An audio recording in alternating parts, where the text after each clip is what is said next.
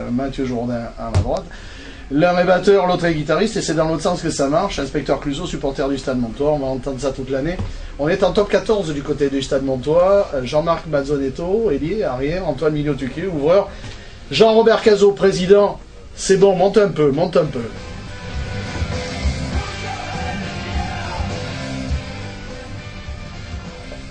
On va baisser parce que c'est l'heure des biscuits dans les maisons de retraite et on ne veut pas tuer tout le monde, à commencer par Les Bazeilles.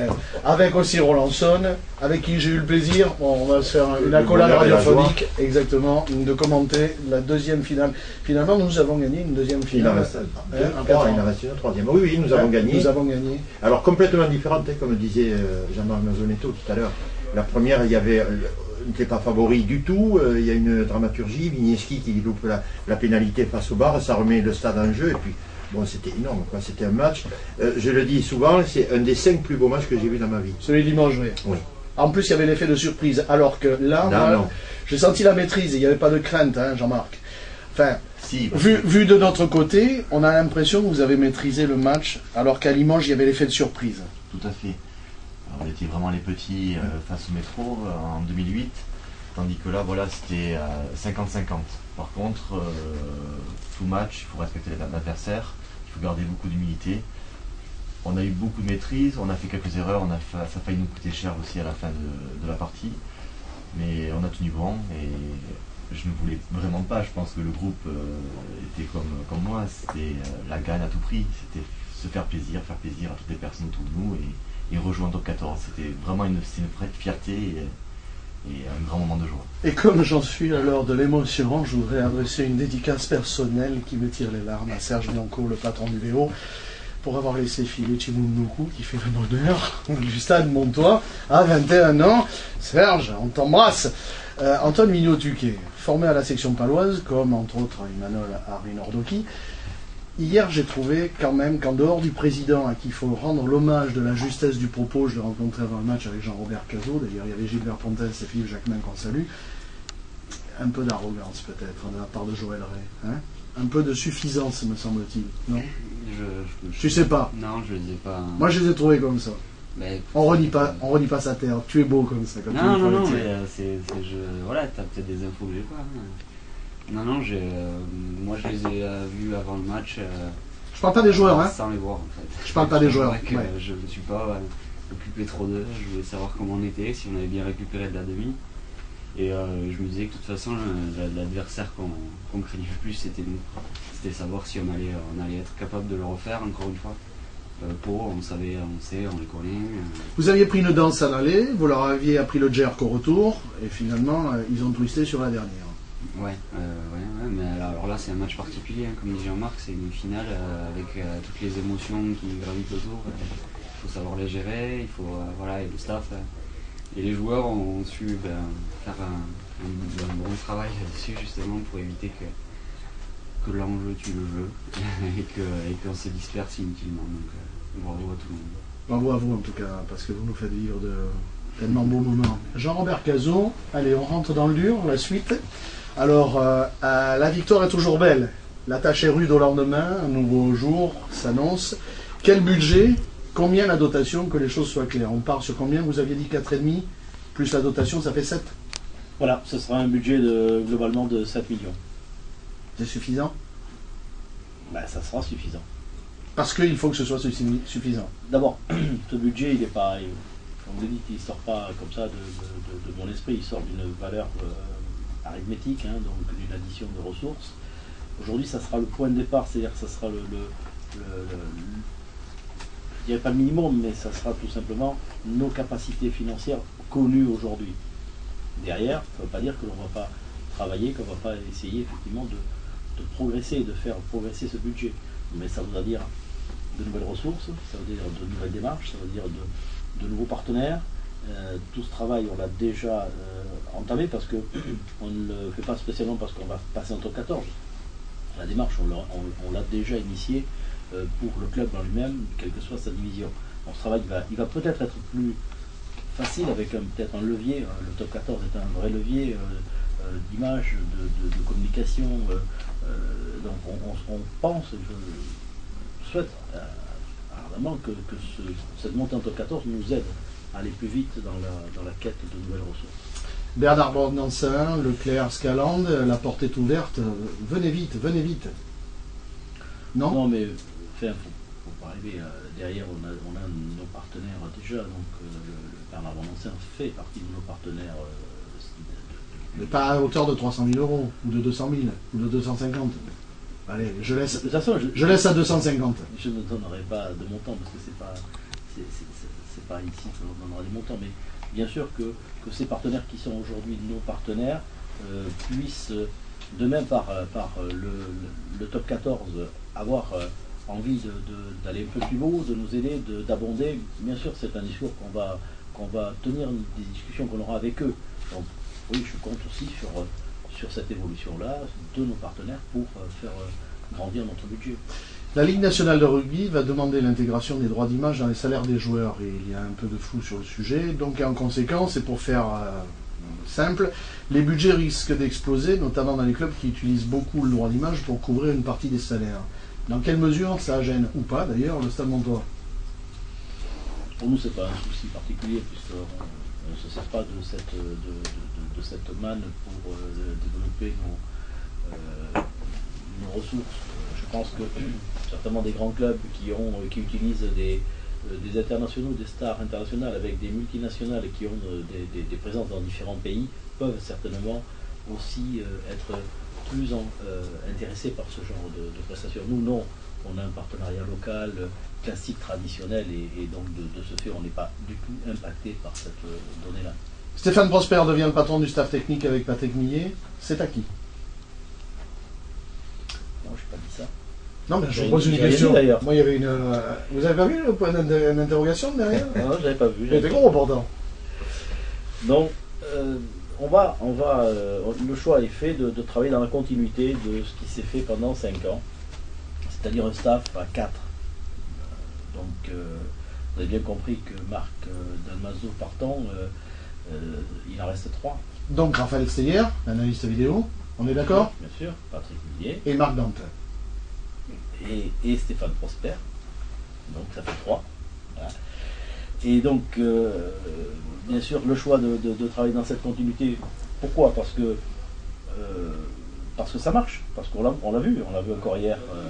C'est ce groupe, il s'est construit autour de ses structures, de son staff, de sa façon de vivre. C'est pas une seule personne qui est responsable de ça, c'est un tout. Et ce travail-là, je pense qu'on avait à cœur, nous, de le poursuivre et de ne pas lui donner un clap de fin parce que ça ne se justifiait pas.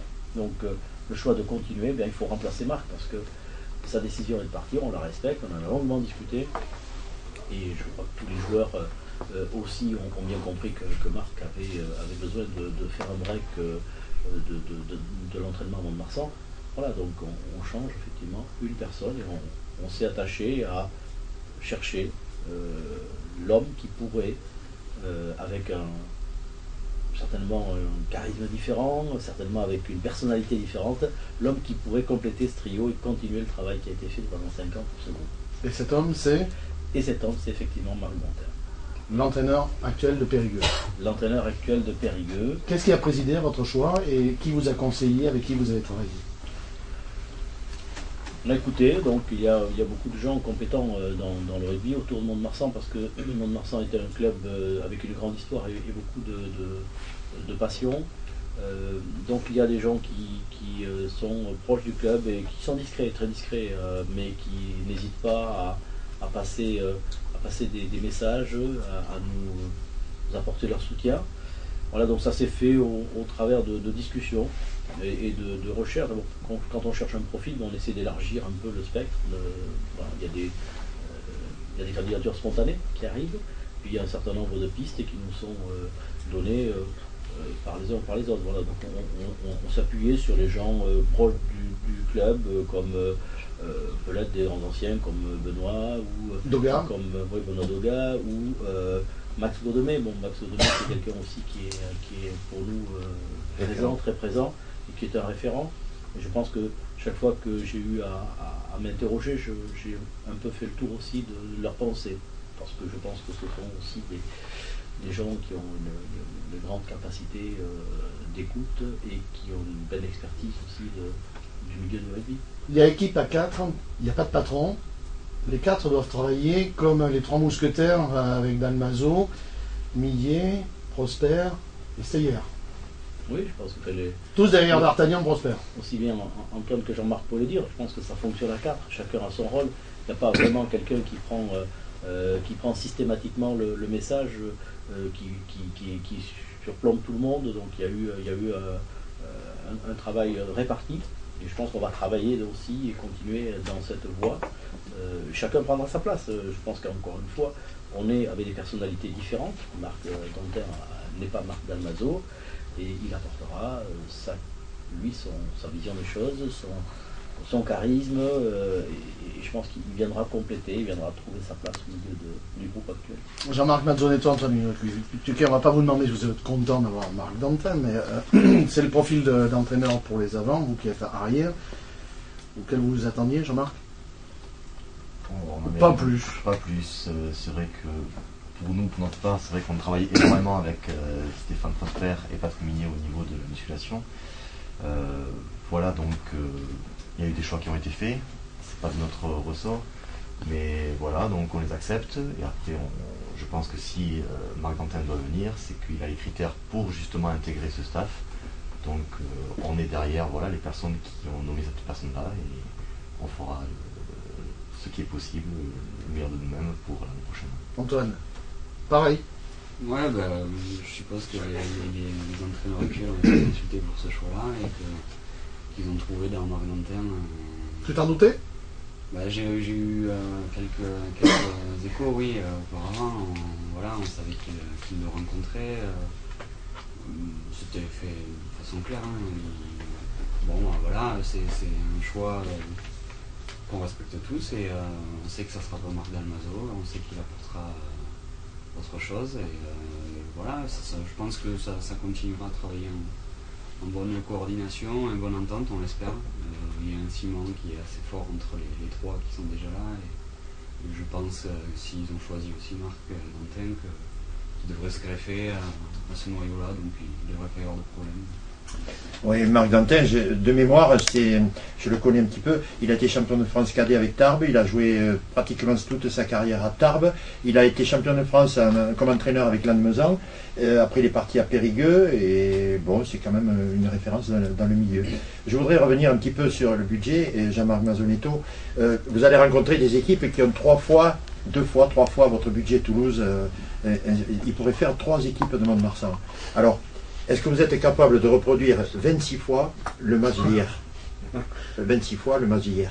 Parce que c'est ce qui va se passer. Hein. Top 14, 26 matchs. Il est fou. Non, non, mais au niveau du jeu,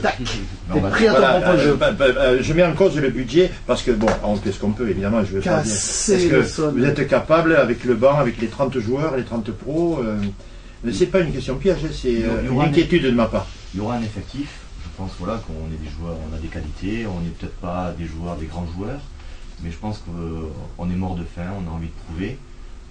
On va tout faire justement pour rivaliser avec ces grandes équipes. Peut-être qu'on passera à travers certains matchs, mais on va tout faire pour être présent et honorer notre place, parce que c'est vraiment un honneur d'être là, de défendre les couleurs de Mont-de-Marsan. On doit le rendre là à notre public, aux personnes qui se battent pour qu'on soit dans les meilleures conditions. Donc, non, c'est une chance et j'espère qu'on défendra voilà, avec honneur notre peau.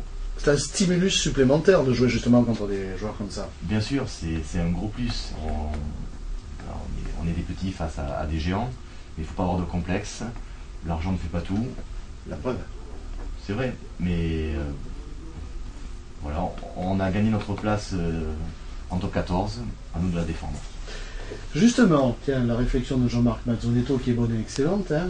Il n'y a pas de petits joueurs, ce sont des grands joueurs puisqu'ils sont en top 14 et qu'ils l'ont gagné sur l'herbe, hein. On ne va pas gagner comme ça en jouant au casino. Les recrues, ben, je sais que je vais vous embêter, Jean-Robert. Jusqu'au bout. Jusqu'au bout. Puis ça fait que commencer, hein. Ben, vous avez eu la paix royale, hein. Mon confrère Julien Grosset Sud-Ouest, nous ici, sans blague, on vous a mis une paix royale depuis 1 an que vous êtes président. Maintenant, bon, on va avoir des questions quand même, hein. on va être un peu plus ennuyeux. Donc moi j'ai fait le total. Vendredi dernier à ce micro, vous annonciez environ 7 joueurs, on est d'accord? Moi j'ai fait le total en top 14, il faudrait un pilier droit, il faudrait 3 deuxièmes lignes, je fais mes courses, hein. Il faudrait 2 troisième lignes, puis j'aimerais bien un ouvreur. Moi j'aurais besoin de 2 centres pour le Stade Montois. Et puis si je pouvais avoir un arrière un peu relanceur, parce que celui-là il va falloir le suppléer de temps en temps, le Mazzonetto là. Ça serait pas mal quoi, hein, constituer de bonnes doublures à Antoine Mignot-Tuquet, à Jean-Marc Mazzonetto. Donc là, moi j'en suis à 9. On fait affaire? Pierre Albert, vous aviez postulé, Oui, Jean-Robert. Vous avez postulé ou pas au poste d'entraîneur? Non, pas encore. Non mais ça va venir. Ah, bon. Je soigne ma reconversion professionnelle.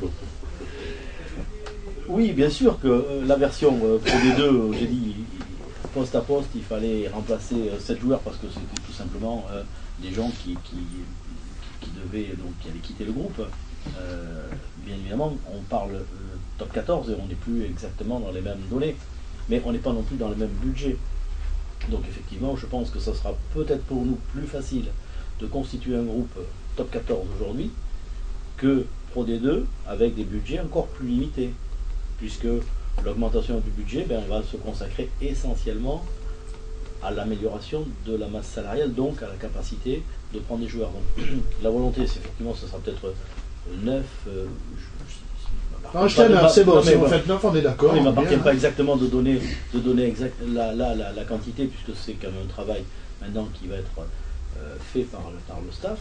Mais même si on passe à 9, derrière, il va falloir encore aller plus loin. Et je pense que la montée en top 14 va certainement nous permettre aussi de travailler sur des jeunes, travailler sur l'avenir, qu'on aurait fait difficilement cette année, puisqu'on aurait été obligé de consacrer l'essentiel de notre budget au recrutement de ces 7 joueurs, alors que là on va pouvoir avoir un petit peu plus effectivement pour aller plus loin, penser aussi à venir et densifier le groupe. Les jeunes joueurs, vous pensez à des joueurs du Stade, formés au centre de formation Groupe Esport, parce que à l'heure actuelle, et Dieu sait qu'on salue ici avec Roland régulièrement le travail qui est fait par Bruno Lhomme, par Yannick Agrège, par tous les gars qui bossent sur le centre de formation, Fabien Vecchi et le Groupe Esport.